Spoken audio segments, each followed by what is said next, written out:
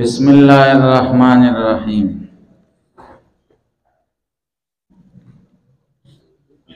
وكل يستوفى رزق نفسه حلالا كان او حراما. هر یو تن پورا کوي خپل رزق، کدا رزق د حلال او که حرامي، چې رزق پورا شي بیا مړ شي. لحصول التغذي بهما جميعا. حلال او حرام دواړو ته ځکه رزق وایو چې حاصلېږي تغذي بهما په حلال او حرامو جميعا دواړو باندې.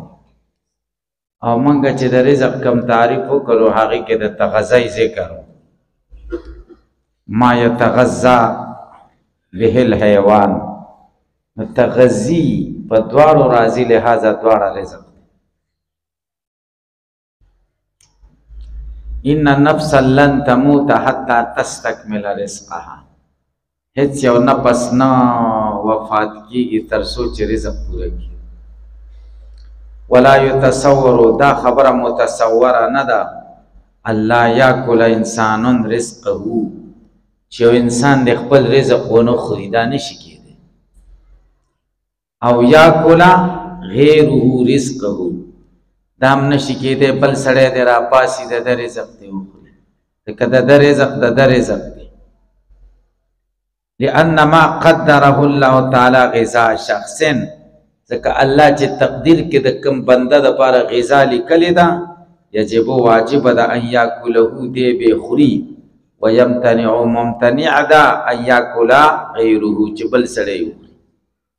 دا کېدی نشي چې بل سړی وخوري، دی به خوري. واما بمعنى الملک فلا يمتنع. دا اوس په دې معتزله او طنز کوي، طنز پیژنئ، رد پې کوي په ادبي الفاظو کې. دوی خو د رزق تعریف وکړو چې مملوک یملکه الانسان. رزق څه ته وایي؟ مملوک ته، چې څه د چا په ملک کې، نو څوک د چا رزق نشي خوړلی، او بل سړی خو د بل چا ملک استعمالولی شي. نو رزق که په معنا د مملوک سره شي نو ګورئ. و اما بمعنى الملک، هر چې رزق په معنا د ملک سره دی، فلا یمتنع، دا بیا ممتنع نه ده چې بل سړی وخوري، بل سړی استعمالولی شي. چې پوه شوئ. بله خبره، والله تعالی یدل من یشاء و یهدی من یشاء. الله گمراه کوي چې چاله خوښ شي، او هدایت کوي چې چاله خوښ شي. گمراه کولو دو معناګانې دي، او د هدایت کولو دو معناګانې. یو دا چې خدای د لاس نه راونیسي او ګمراهۍ طرف ته وردیکه کړي،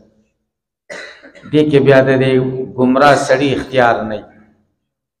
او یا یې د لاس نه راونیسي هدایت ته وردیکه کړي، په دې کې د مهتدي د هدایت مندونکي څه اختیار نه. دلته یدل او یهدي، ادلال او هدایت په دې معنا سره نه دي. دویمه معنا دا ده یدل، د خپل اختیار استعمال کی نو خدای دکی دلالت پیدا کی، او د خپل اختیار استعمال کی دکی ہدایت پیدا کی، په معنا د خلق د دلالت او په معنا د خلق د اهتداء سره. نو دلته یدلو او یهدی په معنا د خلق د دلالت او په معنا د خلق د اهتداء سره ده، او د خلق د دلالت او خلق د اهتداء سره اختیار د عبد نسل کی. الکه په پوښ د خپل اسباب او اختیار استعمال کی، د اسباب د استعمال اولو نه روستا خدای پاک دغه هدایت پیدا کی، یا خدای پاک دغه دلالت پیدا کی. بمعنى خلق الدلالة والاهتداء، لأنه الخالق وحده، ځکه یوازې الله خالق دی، نو دلالت او هدایت هم پیدا کوي. یلک من یشاء ولی ویلی یدل من یشاء قید د مشیت ورسره ولی ولګاو وی دا قید د مشیت زکه ولګاو چې یدلو او په معنا د بیان دلالت سره نه دی یهدی په معنا د بیان دلالت هدایت سره نه دی والله یدل خدای گمراهی بیانای من هغه چاته شاو چې خوښ او هدایت بیانای چې چاته خوښ دا من یشاء زکه ولګاو چې یدل یهدی یهدی په معنا د بیان دلالت او بیان اهتداء سره نه دی ځکه بیان دلالت کې خو من یشاء پورې نه دی خاص بیان دلالت خو ټولو خلقو ته کوي بیان هدایت خو ټولو خلقو ته کوي کنه نو دلته یدل یهدی په معنا د خلق دلالت او خلق اهتداء سره ځکه دا قید د من یشاء ولګاو وفي التقييد بالمشيئة او په تقييد بالمشيئة کې اشاره د الاده خبره تا چل ليس المراد بالهدايه چې مراد نه ده په هدایت سره بیان طریق الحق بیان د طریقې د حق لانه عام ذکر دا عام ده په حق د کل کې دا بیان ولل ادلال او نه ادلال عبارت ده د وجدان العبد ضالن پیدا کول د بنده گمراه او تسمیه یا نمول د بدوال سره اسلام انا لتعلیق ذلك بمشیته تعالی ځکه څه مطلب نشته چې دا د معلق شي د خدای د مشیت پورې دا خو د مشیت نه بغیر هم همداسي نعم دا اوس بله خبره کوي د معتزله د طرفه یو اعتراض دی اعتراض دا دی چې توای تاسو وایي چې دلالت یدلو یهدی دلالت او هدایت په معنا د خلق دلالت او په معنا د خلق اهتداء سره او په بعضې ځایونو کې خو نبی علیہ السلام ته نسبت شوی او حال دا چې نبی علیہ السلام خو خالق د دلالت او د هدایت نه دی نو دی جواب کوي کمزه کې چې نبی علیہ السلام ته نسبت شوی هغه مجازي دی ذکر د دلالت د پیدا کېدو او د هدایت د پیدا کېدو سبب نبی علیہ السلام ګورئ وقت تضاف الهدایت کله هدایت نسبت کیږي نبی علیہ السلام ته مجازن بطریق التسبیب بطریق التسبیب سره چې نبی سبب دی کما یسند الى القران لکه اسناد چې قران ته کیږي وقد یسند الادلال الى الشیطان مجازن کله اسناد د ادلال شیطان ته کیږي مجازن کما یسند الى الاسنام لکه بوتانو ته چې کیږي کانهن ادللن کثیر من الناس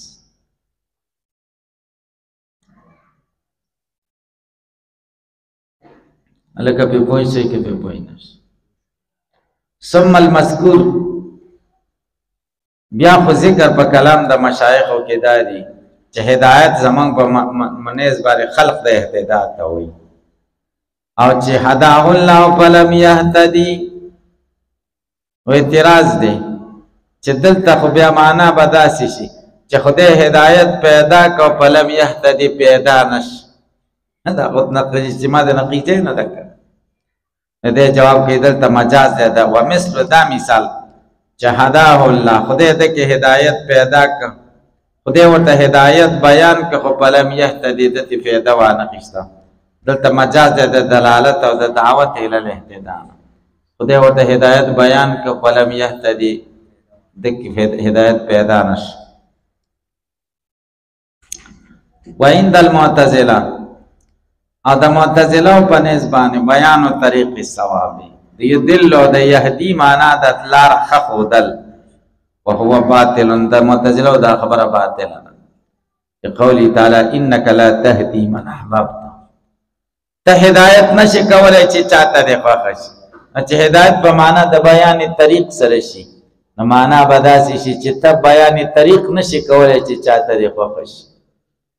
او حال دار چې نبی علیہ السلام خو دې لپاره مبعوث چې بیان طریق یعنی قول علیہ السلام اللهم يهدي قومي خدای زما قوم ته هدایت وکړي معنا دا چې خدای هدایت پکې پیدا کړي دا معنا نه دا چې بیان طریق ورته وکړي، بیان طریق خو شوی که مع انه بیان الطریق سره د دې نه چې نبی علیه السلام ورته لاره ښودلې ده ودعاهم الی الاهتداء. او مشهوره خبره داره چې هدایت عند المعتزله دلالت موصله الی المطلوب ته وایي. تاسو شرح تهذیب کې ویل نور الانوار کې وعندنا زمونږ په نس الدلالة علی طریق خودل د هغې لارې د یوصل الی المطلوب چې سړی مطلوب ته رسوي، سواء حصل الاصول والاهتداء لم يحصل، برابر خبره ده که اصول او لاره موندل حاصل شي او لم يحصل حاصل بدا لاره چاته وښایي. یا لکه